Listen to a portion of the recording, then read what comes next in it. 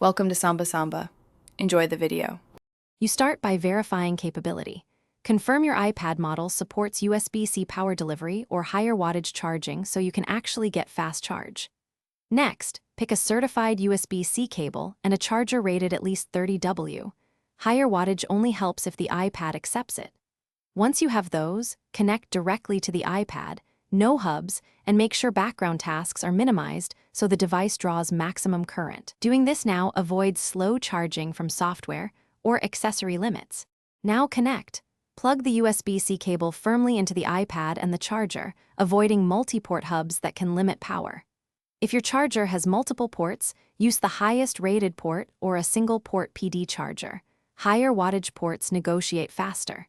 Make sure the iPad shows the charging icon and watch the percentage for a clear increase after 5 to 10 minutes. This confirms proper power negotiation. If you see no change, unplug and retry the same port, then try another cable to isolate the issue. Finish by letting the iPad charge uninterrupted until you reach a useful level. You should notice quicker percent gains early on. If fast charging fails, reboot the iPad and try the same charger and cable again, then swap to a known good PD charger to isolate whether the accessory is at fault. If the device is hot, unplug, cool it, and try again because thermal limits reduce charging speed. If problems persist, test another certified cable or charger to identify the faulty component.